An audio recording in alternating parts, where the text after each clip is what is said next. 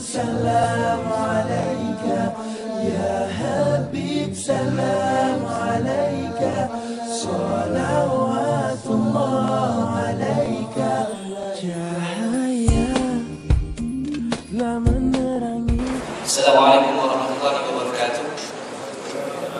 Alhamdulillah kita bertemu buat film yang pertama kalinya program ataupun Convention Akademik 2001-2012. Convention Akademik ini pertamanya pada malam ini kita akan mengadakan satu persidangan akademik dan setiap wakil daripada batch akan memberikan beberapa usul untuk dibentangkan dan untuk diperbahaskan. Sebelum kita mulakan program ataupun persidangan ini, saya sebelum itu nama-nama Muhammad Muhammad Asad selaku pengurusi sidang pada malam ini akan membacakan beberapa syarat penting untuk setiap ahli untuk faham bagaimana perjalanan program ini, dan juga kita akan ceritakan juga bagaimana perjalanan pembacaan usul, perbahasan usul, dan akhirnya akan menjadi satu resolusi. Pertamanya, syarat-syarat yang perlu difahami oleh semua ahli. Setiap ahli dewan mesti meminta izin daripada pengurusi sidang dan menunggu persetujuan daripadanya sebelum berucap, membahas dan mencelah. Waktu ini saya akan waktu ketika pembahasan ini saya akan bagi peluang siapa yang angkat tangan dulu. Lepas tu kita bagi dia bercakap, membahaskan usul. Pertamanya kena angkat tangan. Itu je. Yang kedua, ahli-ahli dewan mestilah menjaga adab ketika pembahasan. Sebarang serangan pribadi. Ulangi, sebarang serangan pribadi, kata-kata yang kesat dan apa sahaja yang dianggap sebagai tidak sopan mesti dijauhi. Yang ketiga, perbahasan juga mestilah tidak menggunakan ayat Al-Quran dan hadis. Keempat, ahli dewan mesti jujur dalam mengundi resolusi. Setiap ahli hanya berhak mengundi dengan satu undi sahaja. Dan yang kelima, sebarang pelanggaran peraturan, saya selaku pengurusi sidang berhak mengarahkan ahli keluar. Sekarang bahasa baiknya menghalau ahli keluar daripada dewan. Muka faham syarat-syarat yang saya katakan tadi. Yang kedua, saya akan ceritakan bagaimana susul galu perjalanan persidangan kita pada malam ini. Yang pertama sekali, setiap wakil batch akan membentangkan dua usul. Kita akan jalankan dua pusingan. Pusingan pertama, setiap batch akan membentangkan ataupun membentangkan satu usul. Kemudian saya selaku pengurusi sidang akan membuka peluang kepada ahli-ahli untuk berbahas tentang usul yang dibentangkan tadi.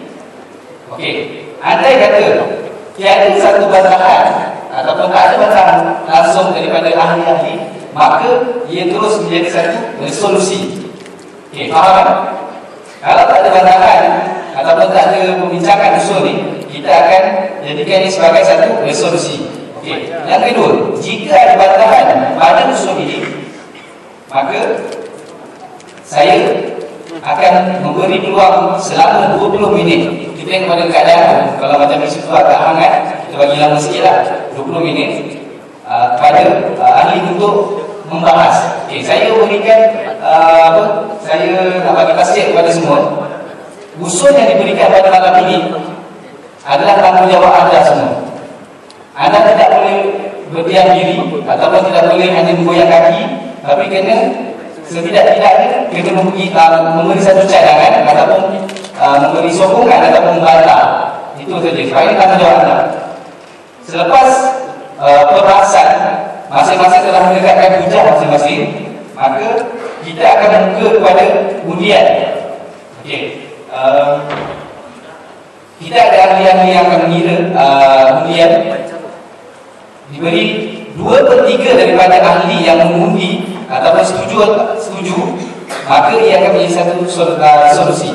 Faham? 2/3 ahli yang menyokong usul pembahasan ini, maka ia akan menjadi resolusi. Jika tidak sampai 2/3, maka usul tadi akan menjadi satu cadangan. Faham? Boleh faham tak perjalanan program? Saya ulang. setiap wakil akan menghantar setiap wakil batch akan menghantar satu wakil untuk membacakan usul. Selepas itu, usul akan dibuka sama ada ahli-ahli nak sokong ataupun nak bantah. Kita boleh kita buka perbahasan selama 20 minit.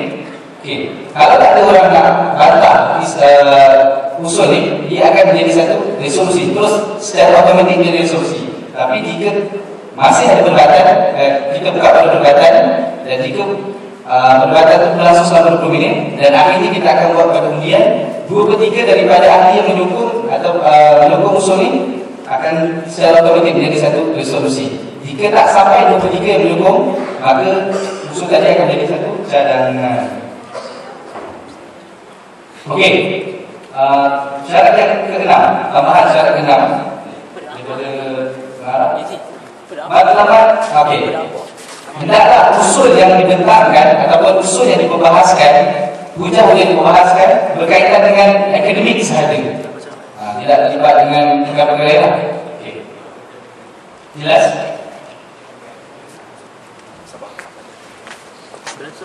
Okey, kita mulakan persidangan kita pada hari ini dengan lafaz Bismillahirrahmanirrahim. Dengan ini saya menjemput perwakilan daripada batch Nubalak untuk membentangkan usul daripada pihak mereka. Dipersilakan. Assalamualaikum warahmatullahi wabarakatuh. Jadi nama diberi Muhammad Syahrul Hizam bin Muhadi daripada batch Nubalak, dan saya akan bacakan satu usul daripada batch kami, dan usul-usul yang kemudian akan dibaca oleh ahli-ahli kami yang lain. Jadi usul kami pertama, kami mengusulkan bahawa Prisma dan ahlinya serta mahasiswa harus mewujudkan bi'ah ilmiah sama ada berbentuk munaqasyah dan atau apa-apa saja yang berkaitan dengan akademik. Okey. Dan dilihat di sini antara yang pertamanya, mahasiswa Prisma sendiri perlu memberi sokongan jika ada program-program yang berbentuk ilmiah, perlu beri sokongan, kan? Jadi hari ini kita melihatkan bahawa setengah mahasiswa hanya memilih program ilmiah ni bila mana dia benda yang dia suka. Contoh saya bagi, seseorang menyampaikan sesuatu dan ada setengah mahasiswa yang tidak menyukai orang menyampaikan ni. Okey, jadi perkara ini harus dibuang oleh dibuang daripada pemikiran semua mahasiswa. Kenapa? Ilmu tu bukannya kita lihat pada orang yang menyampaikan, kita melihat apa yang disampaikan. Jadi lihatkan di sini kita mahu mewujudkan, kita mahu satu kebaikan, tapi kita sebagai mahasiswa kita tak nak bersama-sama mendukung kebaikan tersebut. Jadi dari cadangan sini bahawa mahasiswa Prisma harus mewujudkan bi'ah ilmiah sama ada bentuk munaqasyah dan apa saja yang berkaitan dengan akademik, sehingga kan kita mahukan mereka bukan saja beriktimat kepada madah yang berada di kora-kora atau khutbah yang ada di jamiah, tapi mereka juga mampu untuk mengkaji ataupun membaca luar daripada khutbah jamiah. Jadi saja. Assalamualaikum warahmatullahi wabarakatuh. Assalamualaikum warahmatullahi wabarakatuh. Sini bukan nak yang sambungan tadi, cuma nak tanya, adakah ruang ini dibuka untuk bantahan saja ataupun juga untuk sokongan ataupun lebih mematangkan lagi hujah? Kita lebih kepada bantahan dan sokongan. Kalau sokong, sebab anda melihat semua usul yang dicadangkan adalah baik dan mungkin tidak ada sebarang bantahan. Kita mungkin buka untuk penambahan mematangkan lagi hujah. Pandangan anda? Konsep kita kepada hari ini, manakah masa yang terus untuk kita beri kepada sama ada setuju atau tidak. Bismillahirrahmanirrahim. Assalamualaikum warahmatullahi wabarakatuh. Mohon cadangan pada kursi sidang. Nama Muhammad Khairul Mukhtar daripada Batch Nubalak. Untuk Batch Nubalak di sini, anak daripada batch ini. Untuk perhatian bagi kursi sidang, cadangan setiap usul yang dibawa oleh setiap batch mestilah dibaca secara penuh, habis. Sebab benda ini tercatat. Kita bimbang skop permasalahan ataupun ketepatan fahaman kita terhadap usul yang nak dibincangkan, dibahaskan lari pada maksud yang asal. Jadi anda harap setiap batch yang bawa usul minta baca usul mereka secara penuh untuk dihadam oleh semua pihak. Okey, bismillahirrahmanirrahim. Ana Syed Muhammad Ridwan bin Syed Muhammad Kamarudin. Pertamanya terima kasih kepada akhuna Ustaz Khairul atas cadangan, dan kita sedia maklum bahawasanya wakil batch Nubalak tadi sebentar tadi dia dah mengurusikan majlis. Mungkin sedikit bacaannya tidak penuh. Jadi anda nak baca sehingga penuh, dan agar ahli Prisma sekalian memahami usul yang kami bawa ini dan dapat hayati bersama dan mungkin boleh mendokong bersama. Baik. Usul yang pertama adalah Prisma dan ahlinya mestilah mewujudkan bi'ah ilmiah dengan memperbanyakkan munakashah ilmiah, sama ada dalam konsep akademik maupun isu semasa, dengan mendatangkan pakar-pakar dalam bidang masing-masing, yakni calon PhD di Aman dalam tempoh 2 kali sebulan.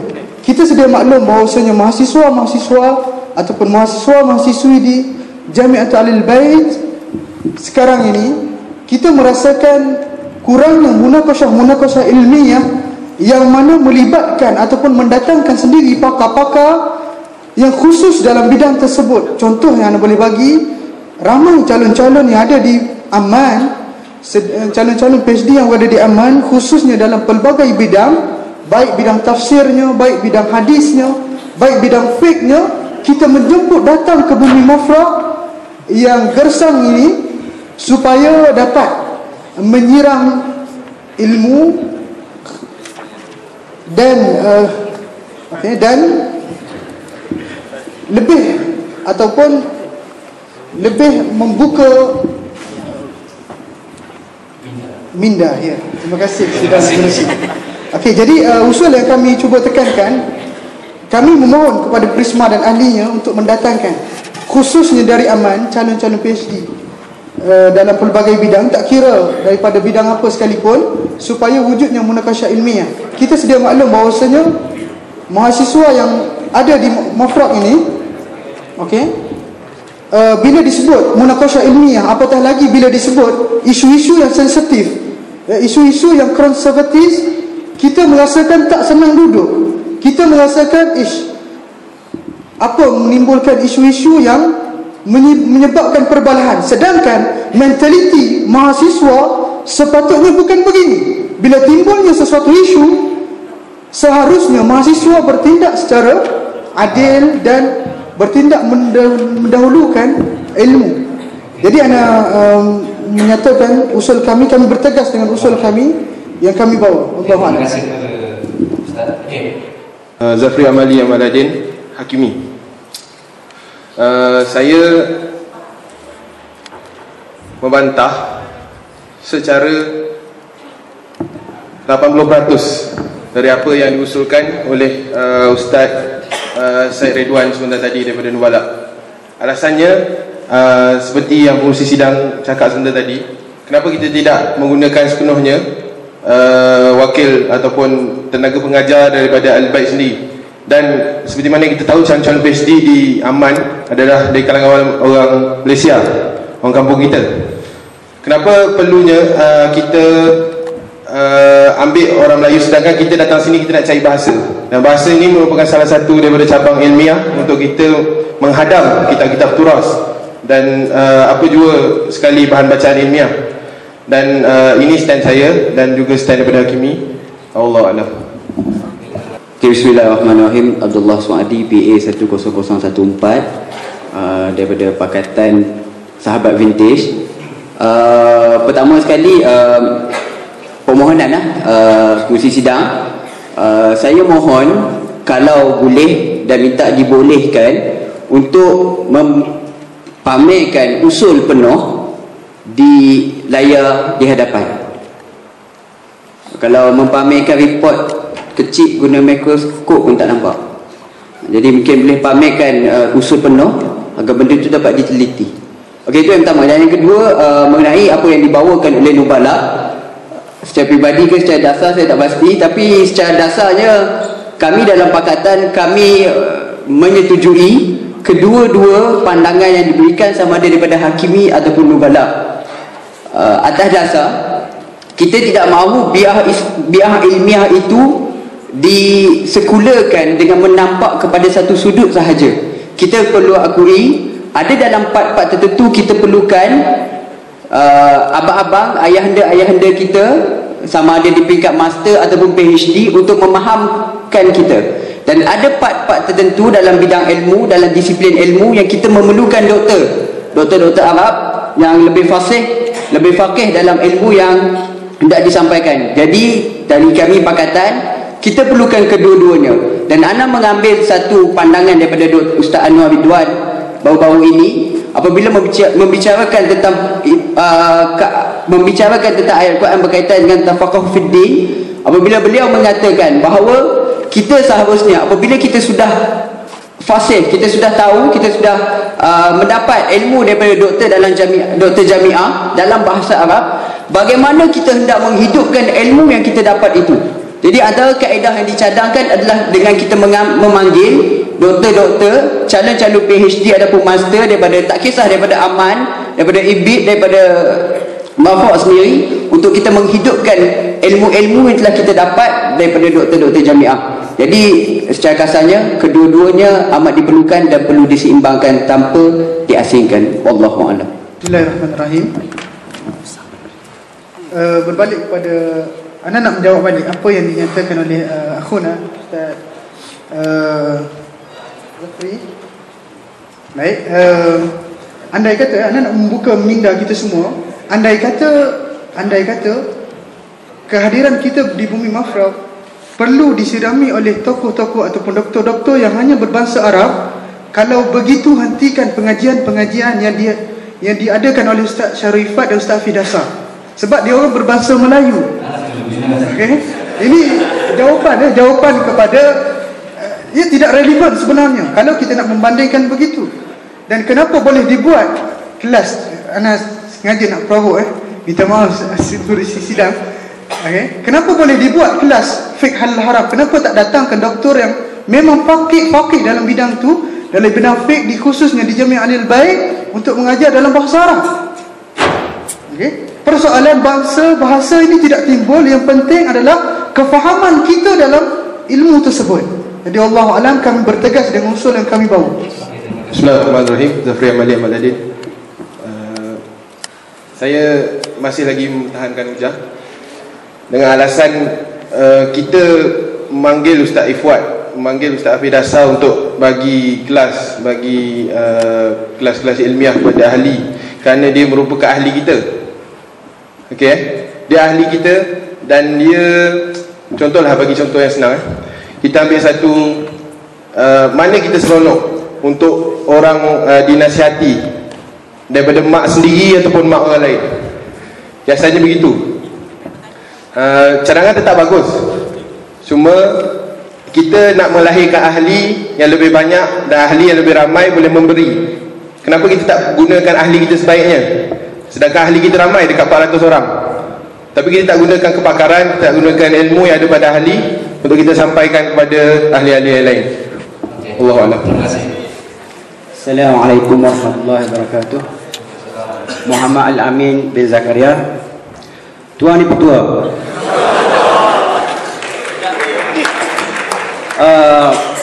saya bersetuju dengan 100% dengan Ustaz Syekh bahawa dia ingin menghidupkan bi'ah ilmu di Mafraq. Namun satu perkara yang tidak setuju sini, bahawasanya Ustaz Syekh dia ingin mendatangkan doktor-doktor pakar daripada luar Mafraq. Saya tidak setuju kerana calon PhD. Okey. Saya tidak setuju dalam skop bahawasanya mendatangkan doktor. Dan saya mengubahkan supaya kita mencari ilmu, supaya kita pergi ke aman. Kerana ilmu dicari, bukan didatang. Assalamualaikum warahmatullahi wabarakatuh. Muhammad Syuib Islam tahun 5 batch 07. Okey, sebenarnya minta maaf saya cakap, boleh saya cakap usul ni dia menyentuh pada benda-benda yang teknikal. Contohnya kalau dia buat usul, kita perlu membuatkan munaqashah. Munaqashah je lah, titik. Kita mungkin nak ambil daripada aman, kita mungkin ambil ibid, kita mungkin ambil pensyarah Arab, dan kita mungkin ambil antara sesama kita. Jadi secara terus terangnya saya cakap usul ni dah ada sedikit dia masuk benda-benda yang teknikal. So bila masuk benda-benda teknikal, automatik dia macam jadi mukhallal sikit. Mukhallal pula. Jadi dia dah khalal sikit pada usul tersebut. Mukhallal kan mukhallal. Itulah secara, jadi saya tengok pun usul-usul yang seterusnya pun, contohnya perbincangan kelas nahwu, ini benda bersifat teknikal. Jadi saya rasa mungkin yang silapnya minta maaf lah AJK yang menerima usul, kemudian dia tidak memproses usul tersebut, hanya menerima budak-budak. Pandangan saya, sekian. Terima kasih. Assalamualaikum, Nihat daripada Bebas. Pakatan. Baik, saya tertarik dengan perbahasan pada malam ini. Secara pokoknya kita nak mewujudkan bi'ah ilmiah seperti mana tertera juga ada perkataan bi'ah ilmiah kan? Jadi soal datang doktor ke apa nama ni, calon daripada PhD apa semua tu, mewujudkan matlamat ialah bi'ah ilmiah. Dan anak-anak setuh tentang teknikal, apabila disebut teknikal. Kalau kita tengok mungkin ini satu teori mudah lah. Yang nak dibawa ustaz daripada PhD 2 kali sebulan. Doktor kita jumpa 20 kali sebulan. Mana pergi kelas lah. Jadi anak dalam stand mungkin bebas sebab tadi ada sokong tak tentu arah tadi. Jadi anak bertegas untuk menyokong dalam stand menggunakan pakatan juga, menyokong apa yang diusulkan oleh daripada apa tadi, Nubala sebentar tadi. Wallahu a'lam. Assalamualaikum. Okey, terima kasih. Okey, kita lihat pada paparan di atas, 127 ahli menyokong usul yang pertama daripada 150, 2/3. Jadi dia dikira sebagai 2/3 dan 160 daripada semua ahli 160. 2/3 daripada jumlah kemudian bersetuju dengan usul yang pertama. Dan usul yang pertama, Prisma dan ahlinya bersedia menunjukkan bi'ah ilmiah dengan memperbanyakkan munaqashah ilmiah sama ada dalam konsep akademik maupun khusus masa dengan mendatangkan pakar-pakar dalam bidang masing-masing. Calon PhD aman dalam tempoh 2 kali sebulan diterima sebagai resolusi.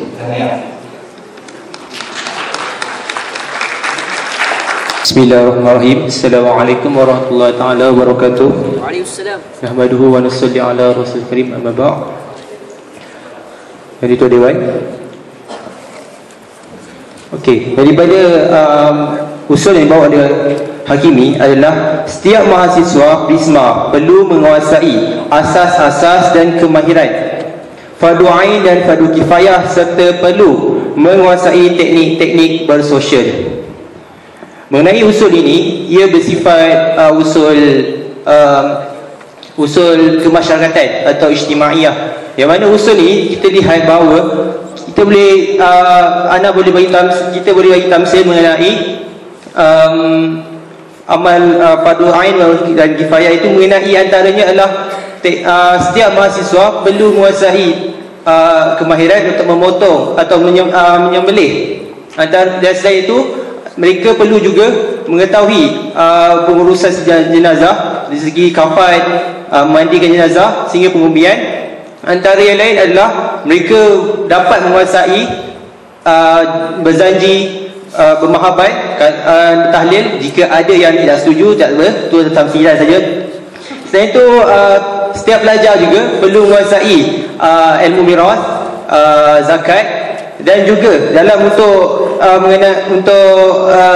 ilmu kemasyarakatan iaitu bersosial, mereka perlu menguasai teknik berkhutbah, memberi taujihat dan juga memberi tazkirah dan berhubungan antara masyarakat.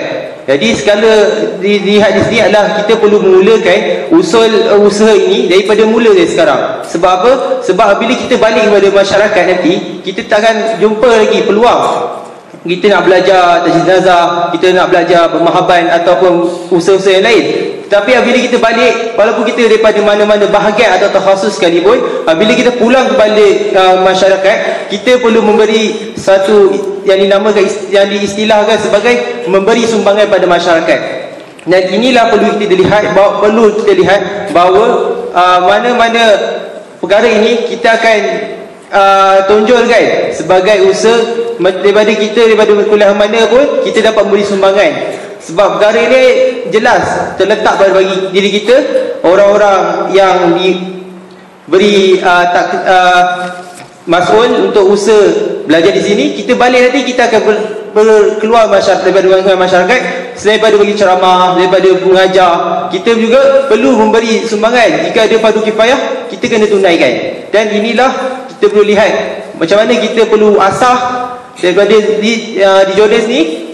Mungkin ada kawan-kawan kita, dia ni pakar ni, dia pakar ni, dan kita boleh kongsikan sama-sama, dan kita boleh bagi ilmu ni, dan supaya benda ni betul berkembang, supaya kita balik Malaysia ni kita tak perlu lagi berusaha baru nak belajar. Ustaz belajar di Jordan tapi tak tahu tajwid nazah, ustaz belajar di Jordan tapi tak tahu miras.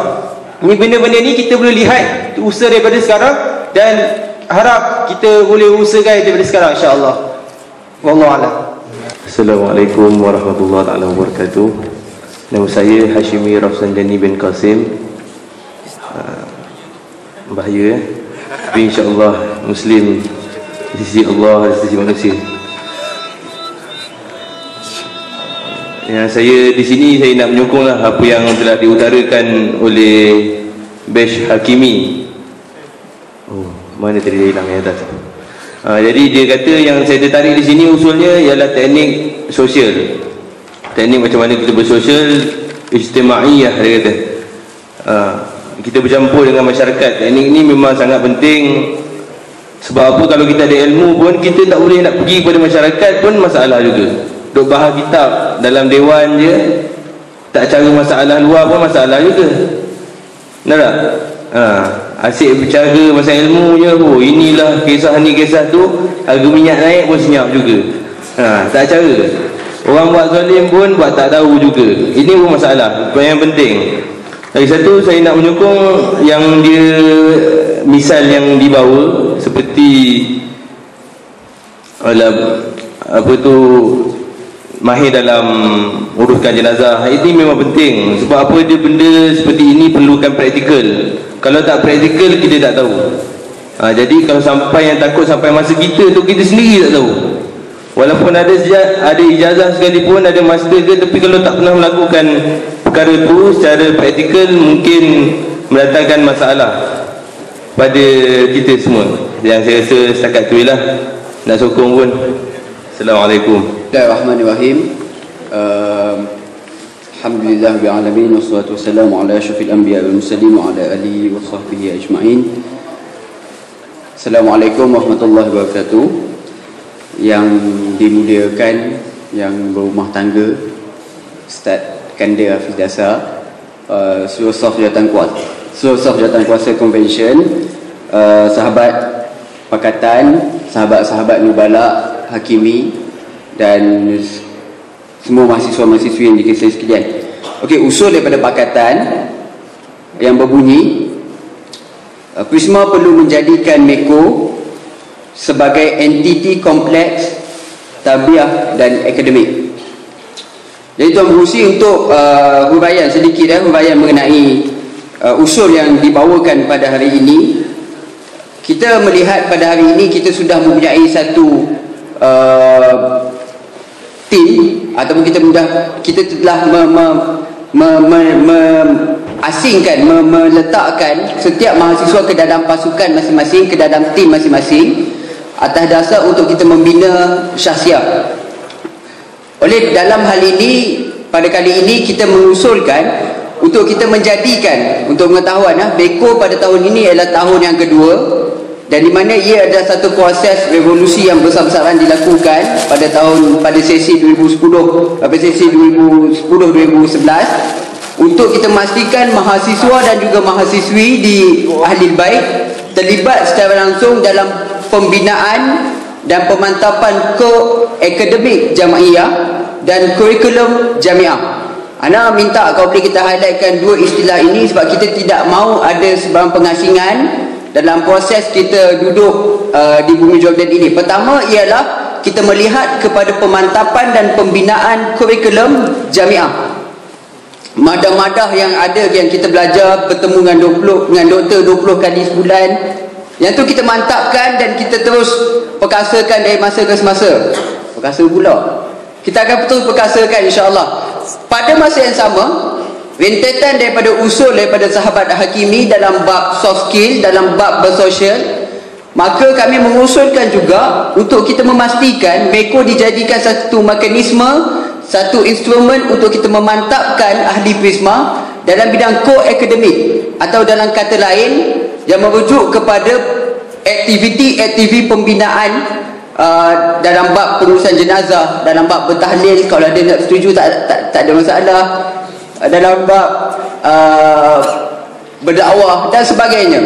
Jadi dalam kedua-dua ini kita kolaborasikan, kita satukan dan kita pastikan setiap daripada jiwa mahasiswa terlibat secara langsung, bukan selektif. Maksudnya bukan siapa yang terlibat boleh daftar, boleh terlibat, tidak. Kita akan cuba pastikan, Prisma harus cuba pastikan setiap pada jiwa mahasiswa terlibat.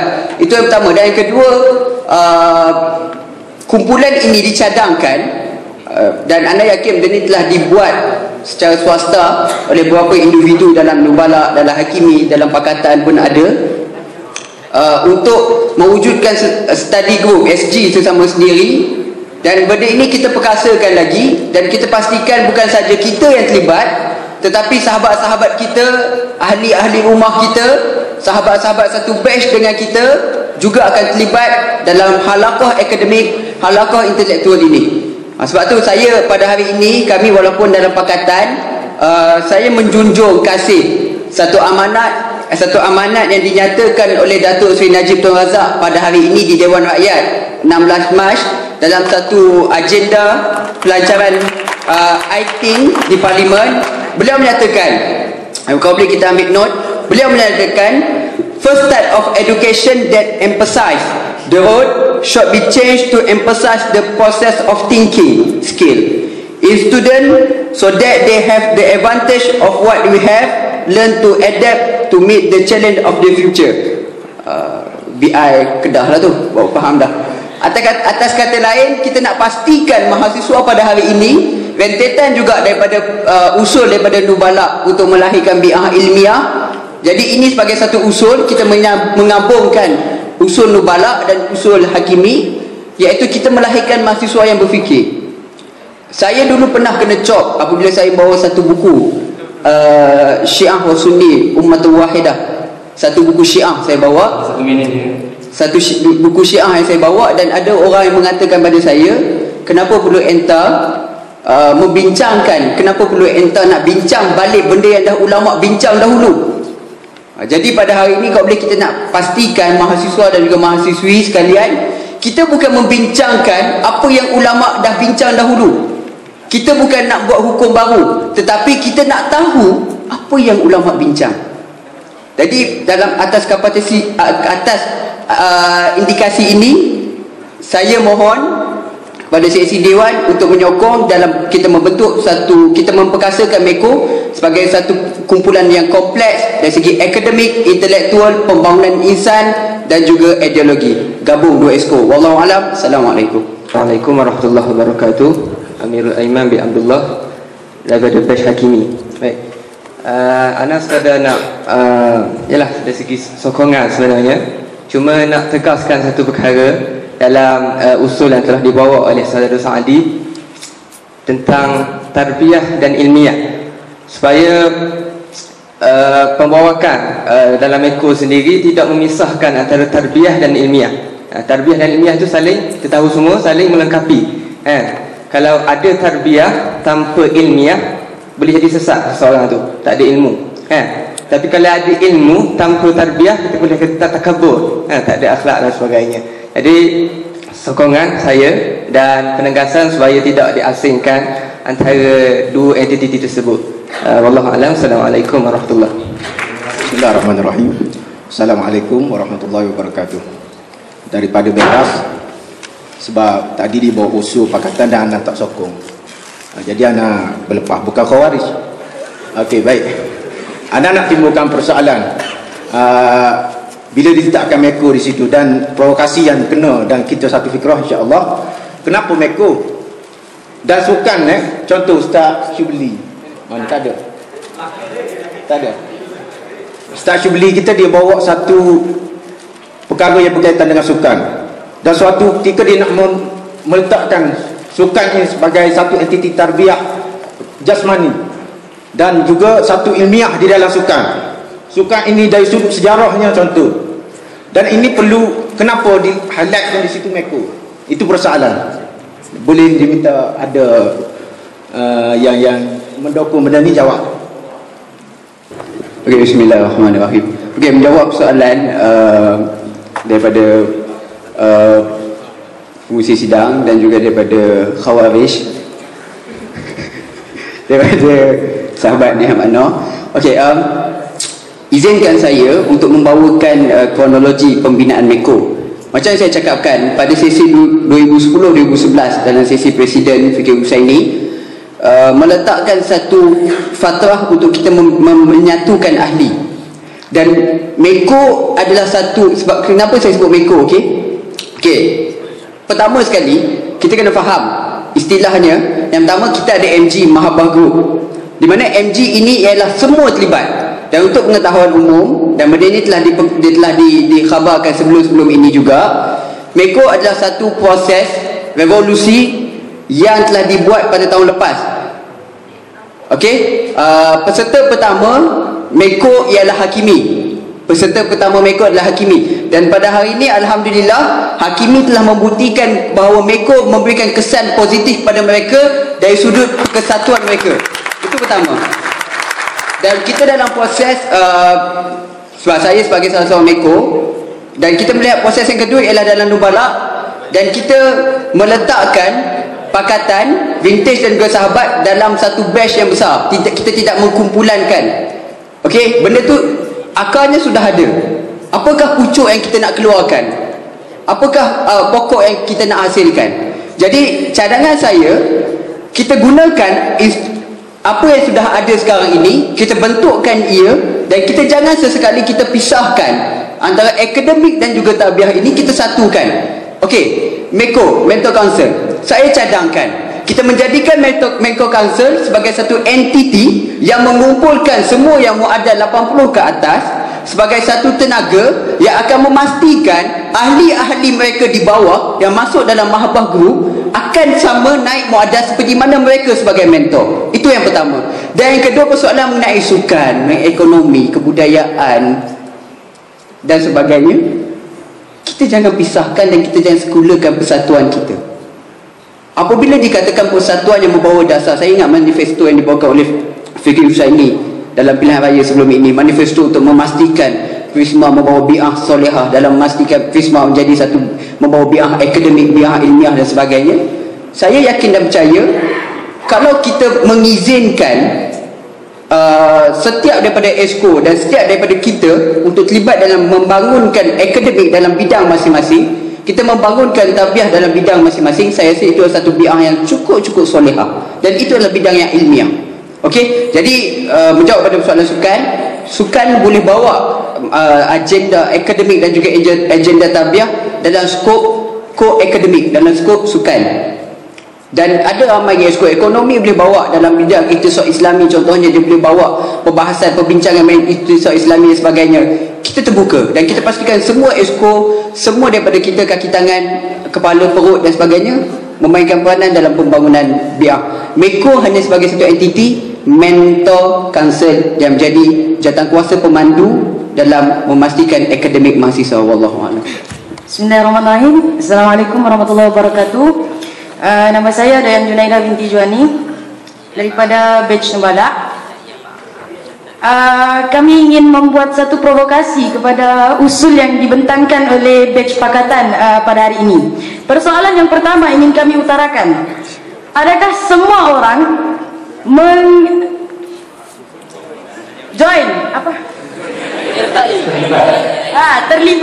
terlibat dengan Meko itu sendiri? Adakah kehadiran semua penuh?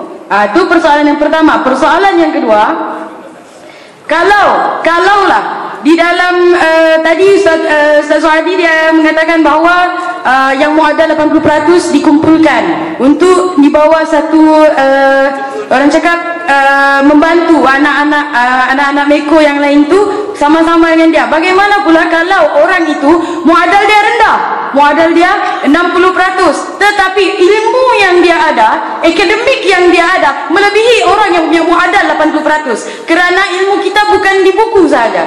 Ilmu kita di luas, akademik di luas. Okey. Seterusnya, akademik, kita kena faham dari sudut akademik tu luas. Kalaulah Meko dikhususkan untuk memang kita tidak boleh kata tarbiyah dan akademik, tarbiyah dan ilmiah itu diasingkan, kerana Islam sendiri mengatakan bahawa tarbiyah seiring dengan ilmiah. Okey. Jadi tetapi pengetahuan kita ni sebenarnya akademik adalah luas. Okey, kena pegang akademik tu luas. Kalau kita mahu khususkan Meko yang membawa akademik, bahaya maksudnya banyak kerja. Jadi macam kita sekarang ni Maprok, ada Meko, ada Exco akademik. Jadi Exco akademik akan bawa akademik pada bidang yang lain, dan Meko pula dia akan bawa akademik tu ke arah pentarbiahan. Begitulah, wallahu a'lam.